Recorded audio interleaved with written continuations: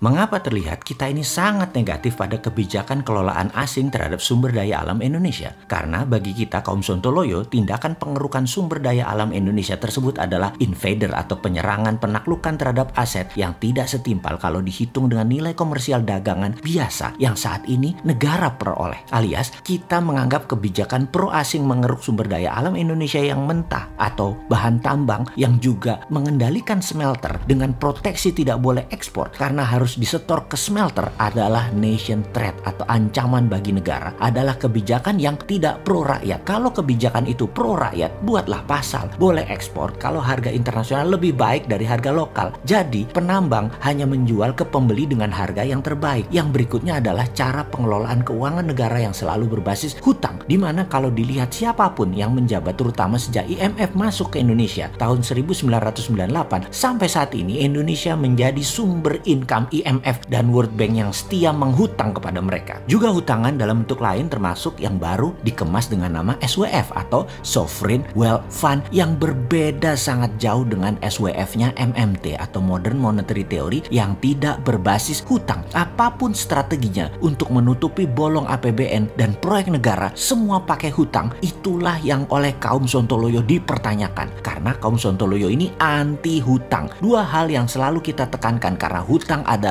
nation threat. Dari kacamata kami, meminjam kalau kita berbisnis itu biasa kalau itu untuk hal yang produktif. Namun kalau konsumtif seperti hutang memakai kartu kredit di mana pasti sulit bayarnya pada saat ekonomi keluarga lagi turun atau berat. Demikian juga hutang yang jadi pilihan saat ini di dalam mengelola pemerintahan saat ini. Hutangnya banyak yang untuk hal konsumtif. Lalu beliau bisa-bisanya loh ngajari anak SD ngutang itu biasa atau nggak apa-apa. Di media tercatat loh hal ini. Kok tega-teganya ngajarin hutang ini bagi negara itu tidak apa-apa dan diajarin ke anak SD lagi. Lalu kita mengatakan dengan tegas, hutang konsumtif negara adalah ancaman nasional dan ini harus didengungkan agar masyarakat dan sahabat semua paham. Ada cara kelola yang tanpa hutang dan sumber daya alam tidak dikeduk secara brutal tetapi dapat lebih banyak manfaatnya hingga bahkan 100 kali lipat bahkan 500 kali lipat dari apa yang pejabat negara maha bisa itu lakukan sekarang. Untuk negaranya pendapatannya naik 100 atau 500 kali lipat. Ada caranya. SWF yang tidak pakai hutang adalah Sovereign Wealth Fund dengan pendekatan Modern Monetary Theory. Guru besarnya namanya Michael Hudson, di mana kita semua tahu Hudson lama mengajar di Peking University. Hampir semua politbiro petinggi Partai Komunis Cina adalah murid Hudson saat ini. Mungkin yang terbaik dari murid Michael Hudson adalah Xi Jinping, pemimpin Partai Komunis Tiongkok yang saat ini berkuasa dengan jabatan seumur hidup. Yang kedua, pada tahun 1971 di mana di zaman Nixon jadi presiden kala itu, Hudson lah yang menginisiasi melepas dolar dari ikatan emas sebagai underlying printing money. Dolar dicetak kemudian berdasarkan hutang negara lain, alias dolar dicetak berdasar proyek produktif. Sejak tahun 1971 itulah masa keemasan negara Amerika hingga saat ini, di mana di dalam 8 tahun terakhir di challenge atau ditantang oleh Tiongkok dengan obornya One Belt One Road-nya yang sudah mulai mengikat lebih dari 70 negara. Keduanya, Tiongkok sejak 1989